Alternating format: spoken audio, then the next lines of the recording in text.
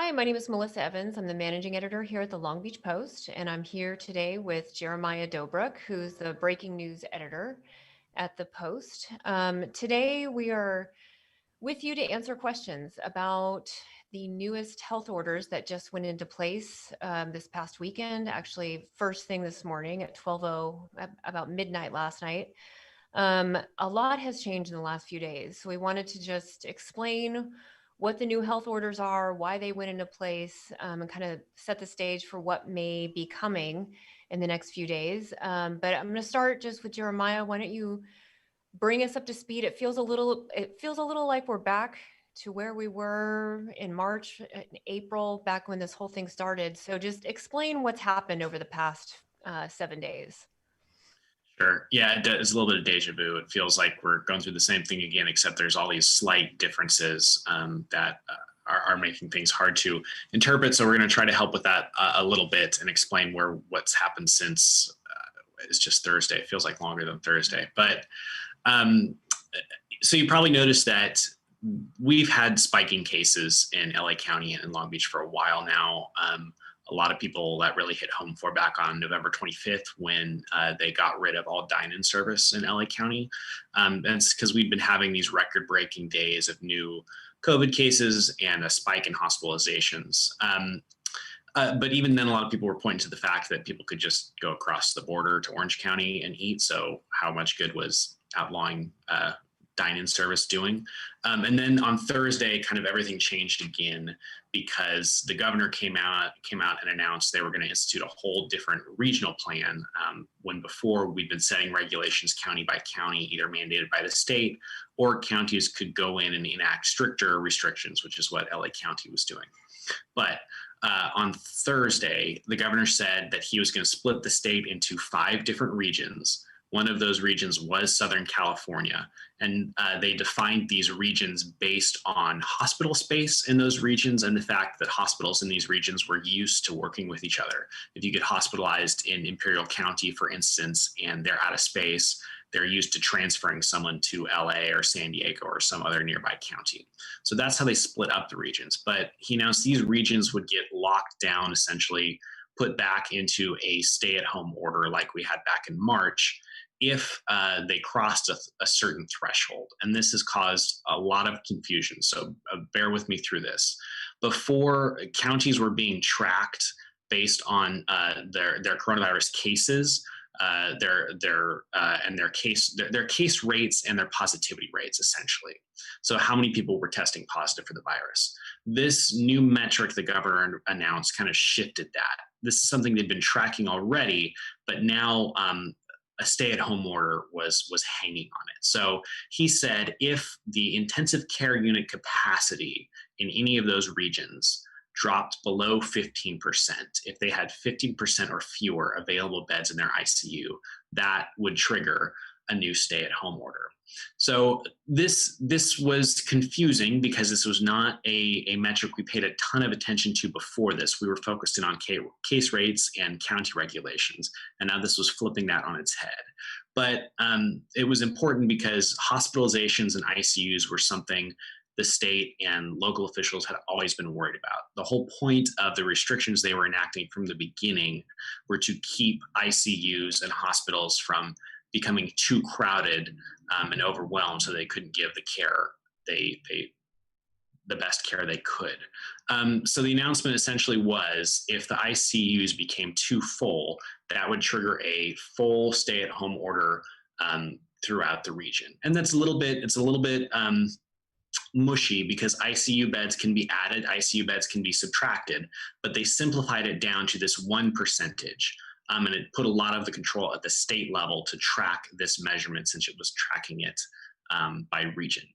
So long story short, on Friday night, the state announced kind of in a late night press release that we'd hit that threshold. Southern California had fallen below 15% ICU capacity, and that meant that local authorities would have to implement this stricter stay-at-home order. So over the weekend, Long Beach and other counties were scrambling to do this, and they had a deadline of, like Melissa said, 11:59 Sunday night. So we finally got a look at the city's stay-at-home order at around that time, or it was late Sunday night, about what actually was going to be restricted, and it looks a lot like us being back where we started in March. We already got a question from a reader, and I should have emphasized that in my opening. If you guys do have questions, if those watching, please just type them in the comments on Facebook, Twitter, or YouTube, and we'll try to answer them the best we can. One person asked though whether courts are open, and I was just trying to do a little Google research here. Do you happen to know that, Jeremiah? The courts are open. There is a carve out in Long Beach's order and the state's order as well. If there's legally mandated duties or classes or municipal stuff you have to take care of, that is allowed. You could still get a jury duty summons in the mail, and you would legally have to go do that. Court operations are limited. A lot of things have been shut down or are by appointment only. If I want to go look at court documents, I have to call the clerk and make an appointment to go do it. There is actually even a plan in place for to have trials, but most of them have been delayed. Most businesses being pushed back or delayed, although there is the possibility that you could have to go to court and you would still be expected to be there, although hopefully they're giving some leniency on that. And we've already been seeing some chatter on social media about very similar to March, but people kind of ratting each other out and tattling on things that are open that maybe aren't supposed to be. And we got a message about a gym that was operating. Just for clarity, gyms can operate, correct, but just outdoors. So that's a little different. Yeah, gyms can operate outdoors. Fitness facilities can operate outdoors. The governor and Long Beach too have this is actually one of the big differences from back in March or before. I'm sure you remember beaches got shut down, trails got shut down, parks got shut down. There was so much we didn't know still about the virus. I mean, there's plenty we don't know now, but we know more now. They've actually been encouraging people to exercise, go out, have physical activity. The key though is any interaction while you're doing that with people outside of your household, that is not allowed. And you have to be masked and 6 feet away from anybody who you do not live with. That's really the key to all these. If you could boil it down to one sentence, it would be: do not be within 6 feet of anybody outside of your household. That's really the key they're trying to get to here. They're just trying to, they have all these carve outs for the essential things like going to get groceries, going to the laundromat, getting gas. All those things have exceptions. But unless you're 6 feet away from everybody outside of your household, they're trying to make it so you don't do it. So we're actually getting quite a few good questions, which is good. Someone asks, what places can we, which you just talked about a little bit, what places can we go into? Like, can you go to the store and do personal things? And the answer is yes. Yeah, so I probably the category that falls into is retail. And this is actually one of the things that's been so frustrating. We've gotten a lot of questions about this: is why are places like Target and Walmart still open? Well, the reason is because people buy essential things there. People buy groceries there. People buy hardware supplies there. I'm sure there are a lot of people who are going there and not buying essential things, but that's the kind of thing they're trying to discourage. But they are allowing retail stores to stay open. Anything that is a necessity for life is probably going to be open. Like I said, laundromats, car repair services, that kind of thing. And by the way, I understand the frustration because this is an extremely hard question. When the state announced this on Thursday, I spent probably 20 minutes trying to figure out if laundromats would be open, because they were listed in the state's order under something called limited services, which it said would be closed. But that didn't make sense because you have to be able to do your laundry. And through a long winding road, you can find out that there's another category in the order called critical infrastructure that has exceptions in it for things like laundromats and gas stations and auto body shop or automotive shops and that kind of thing. So it is extremely confusing, but that's where we're at right now. It is confusing because then, they are allowing outdoor recreation like hiking and trails, but they shut down playgrounds, which I know, Jeremiah, you're a parent and you always, that's one of the things you check. too. So playgrounds, though, outdoors and indoors are closed. Yeah, that's correct. Long Beach should actually, anybody who's following this knows that most of the time, if LA County decides to make a new rule, Long Beach follows almost to the T. This was one of the few places Long Beach had actually split from LA County before the governor's order came down. Long Beach had allowed playgrounds to be open in some limited capacity. They said only two families at a time could be using the equipment. You have to have adult supervision to make sure kids are being separate. And my kids are great about wearing masks and staying away from people, so I was happy about that. But the governor's order, which supersedes the state regulations, supersede any local regulation. So it shut down playgrounds altogether. It also shut down restaurants in Orange County, which had been open for dine-in service. So it seems like part of the motivation for this was to make it so someone can't hop right over the border and do something they wouldn't be allowed to do in their own city. That being said, your question was about there being these kind of confusing differences. For instance, public playgrounds at parks are closed down, but playgrounds at private schools that have already received waivers to stay open, those playgrounds are allowed to keep operating. So there are some, honestly, anytime you start drawing these lines, there are going to be arbitrary lines drawn. And I think part of the frustration from people is that process is very, we don't really get to see those decisions being made. We just see a list of rules. There is a lot of confusion, and for some reason, there was a whole thread on one of our stories about this question that we got about why aren't dog walkers and animal grooming not allowed? Which I don't think those were specifically addressed even in the story that we posted. Do you know anything about that? Yeah, those are in that category of limited services that laundromats were also in, but I don't believe they have a carve out for critical infrastructure. But there's also an argument to be made that maybe in some cases they need to be. If you are disabled and you can't walk your dog and you need someone to walk your dog for you,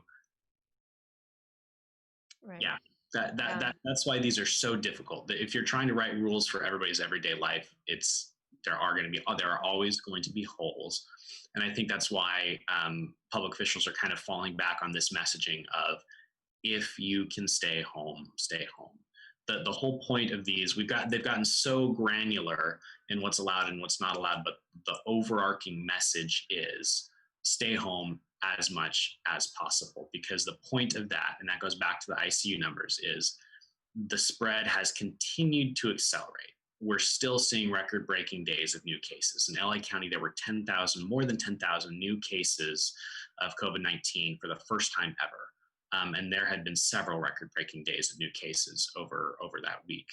And this is causing a lot of fear because we are just starting to see what they expect to be a big bump in new cases from Thanksgiving. It takes about 2 weeks before you start seeing the effect of any type of gathering or any type of new rule.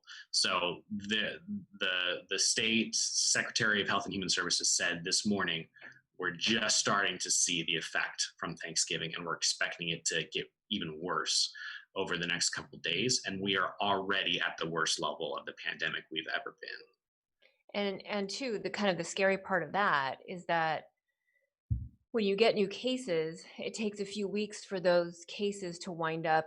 Not all of them wind up in hospitals, obviously, but a percentage do. And so it takes a few weeks for those hospitalizations. So the 10,000 cases that we saw this past weekend, that it'll be probably a couple weeks until those people make their way into the hospital. So those are lagging indicators, what they call them, where you don't see the effects for a little while. And I'm sorry, I don't have the percentage in front of me right now, but I think every time the LA County public health director gets up there, she talks about it. We've had this many new cases today, and we know historically about 25% of or 24% of those people end up in the hospital. So we know if we had 10,000 cases now, you're going to have 2,500 people who end up in the hospital, and that would, wow, we just recently even hit 2,500 people, period, in the hospital. That was an unthinkable number for a while. So there's been a lot of consternation over this ICU number of why is this 15% capacity threshold so important. And I think it's less about that number specifically and more about the acceleration officials are seeing. They're saying we need to set some kind of bar so that when we hit it, we shut it down so that it doesn't keep accelerating faster and faster so that eventually we have 0% capacity in our ICUs. That 15% capacity isn't a magic number. It's just the threshold they set to say, okay, we have a problem now. We need to do something to slow this down. And that, yeah, and that, I think the acceleration is what caught everyone off guard, how fast this picked up and how quickly. And while we're on the topic of ICUs, this is a good question, and it's one that we here in the newsroom have struggled with. This ICUs have become the new important metric, the number of people in the intensive care unit or the percentage of beds that are available. Do you know anything or can you say anything about local capacity? So Long Beach always tracks, there's about 5 hospitals that serve the Long Beach area. And we get these numbers of people who are in the hospital here. But do we have any sense, and this has been frustrating for us in the newsroom, do we have any sense of what the total capacity is? Like if we have 166 people in the hospital and 40 people, and I know, I think that 166 number is accurate, but the 40, I'm not sure how many people are in ICUs here, but what is the capacity? I think you're right on those numbers. I think we're up to 163 people with COVID in local hospitals. And of those, I think about 80 of them are Long Beach residents. So that's caused confusion too, because Long Beach for a long time was only reporting one of those numbers. And people would be questioning, well, it's nice that we have this many Long Beach residents in the hospital, but how many people are actually in hospitals around Long Beach? They have finally started releasing that number regularly. We do not have a good regularly reported gauge of how much space there is in hospitals locally. Part of that is because it's a fluid number. Hospitals can add or subtract capacity. Depending on how much staff they have that day, depending on how much space they have. If you remember back in March, they were setting up tents outside of hospitals to make sure they had the capacity. But back to your point, I don't think there's any kind of magic percentage number that they're looking at to determine, okay, we're overwhelmed or not. It's all anticipation of what is going to happen soon and how prepared do we have to be for it, because they're seeing these new massive caseloads and they know a large number of those people are going to end up in the hospital. Did that answer the question? Yeah, I mean, getting hard numbers, I think I can say this for sure. Getting hard numbers on how many beds there are and how many of them are filled with patients, COVID or otherwise, is hard to get because it's fluid and it's a moving target. And they always say that it's not physical beds, it's staffing for those beds. So it's not just the number of beds. So it's tough to get, but we will push the city to try to get more concrete information on that topic because it's a good point. How much room is there in the hospital? And that actually goes back to the governor's announcement on Thursday. That may be part of why they moved toward this statewide regional monitoring system. There was a lot of confusion on Thursday when he announced that all of a sudden we were tracking ICUs and hospitalizations by region.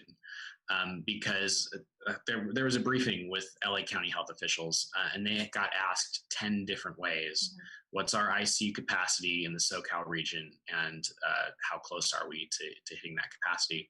And they said over and over, we don't know. We know LA County's numbers. We don't know the regional capacity. That is something you're going to have to ask the state. And that's now a number that the state is tracking and sets. It's going to be interesting to see how all that reporting happens over the next couple weeks, 3 weeks, as this stay-at-home order is in effect, because all of a sudden this number that nobody was really paying attention to before is extremely important.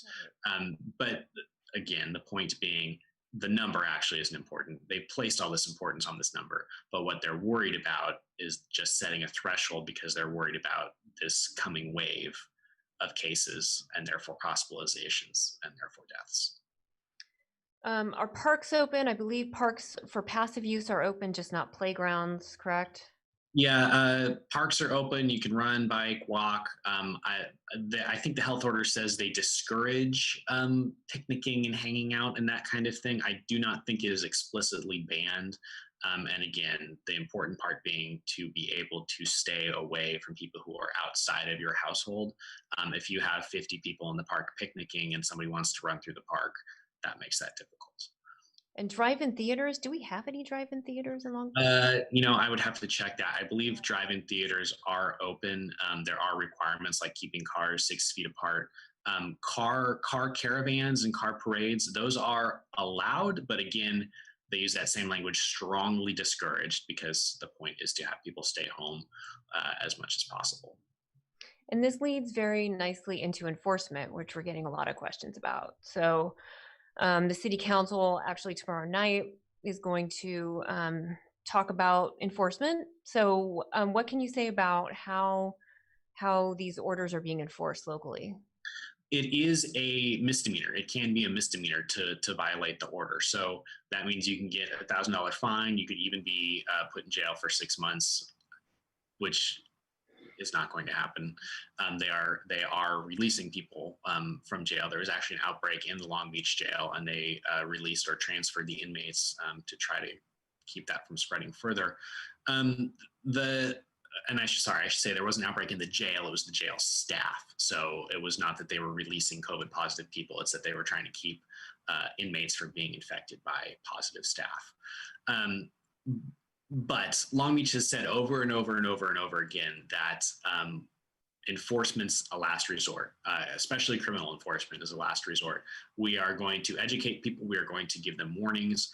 And we have tracked a few cases where it usually ends up being businesses that are either staying open or not closing. And then they end up getting threatened with a fine. Then they get fined. And then the water department can shut off their water to try to force them to close.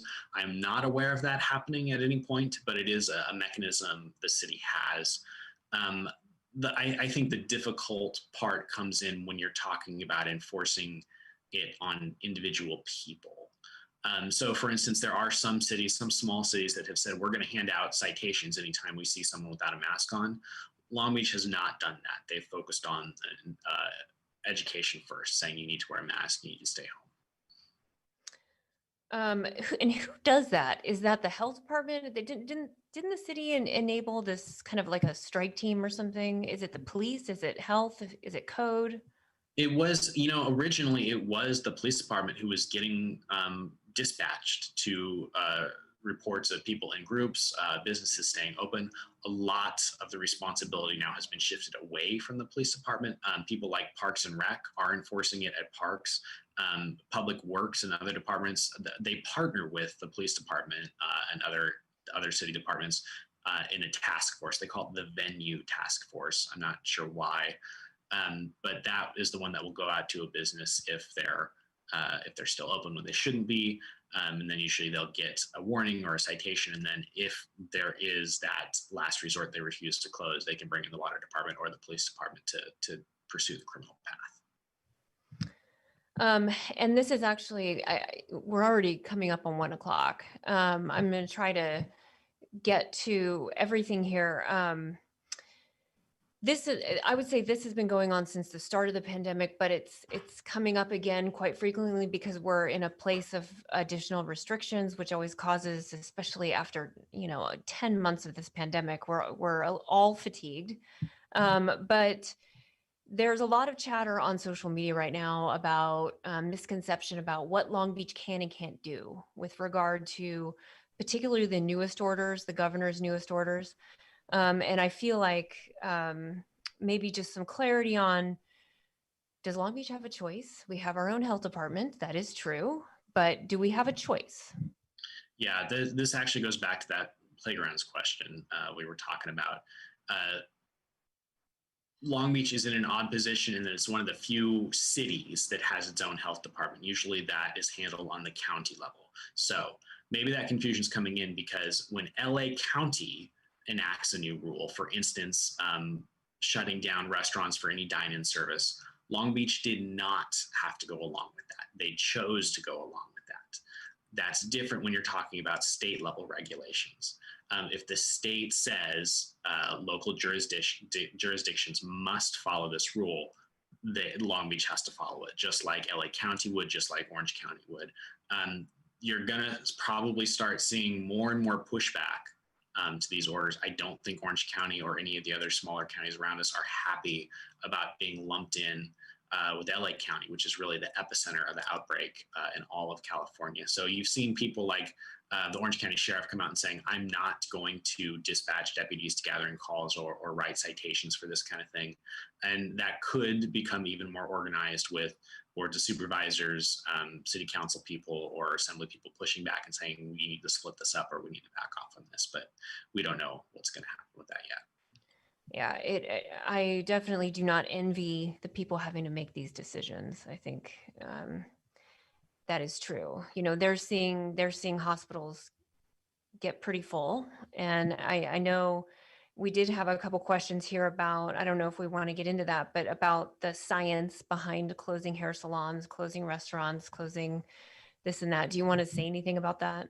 Yeah, you know, it's interesting because these are all questions we asked at the first stay-at-home order, and we repeatedly got the same answer. You know, at some point, these do get arbitrary. Like there is probably very little risk of being outside exercising or being in a car in a car parade, but they are still strongly discouraging that. And it keeps going back to they're really more drawing a line at what they consider to be essential behavior as opposed to what isn't higher risk and lower risk. Obviously, there are higher risk activities and lower risk activities, and I'm sure that factors into how they're drawing these regulations.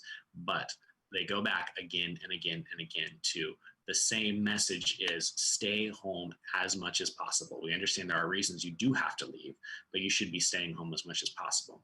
Now, whether that message is sinking in or whether health officials need to rethink that message, that's another really good question, because I think it was USC just did a study recently where, let me pull up that number. The percentage of people staying home right now, except for essential activities, who aren't going out for any unessential activity, according to USC, is 55%. And that's been the same since June. Nothing, whatever these new health orders that are being enacted, it's not necessarily affecting the percentage of people that are following them. And I think that is where that's going to be the moment of truth here. The moment of truth doesn't seem to be what rules are going to be enacted. It's going to be how much people actually stay home and stop spreading the virus. That's a really good point, and that'll be interesting. I had hoped that we could talk a little bit about, well, I'll just say this quickly on the topic of vaccine. I know we had heard last week that the mayor is probably going to have a briefing this week, or the city's going to put out some information on the city's vaccine program. So that's a bit of good news possibly coming, is that maybe in the next few months we'll have a plan for getting people vaccinated. But we're at 1 o'clock. We will wrap it up, and I think we covered most of the questions. You know, our focus right now at the Post is just answering questions. We're back in that mode again, where we're just trying to provide accurate, updated information. So please check back with us and send us your questions, you know, on Facebook or via email, and we'll try to get answers as soon as we can. So thank you for watching, and stay tuned.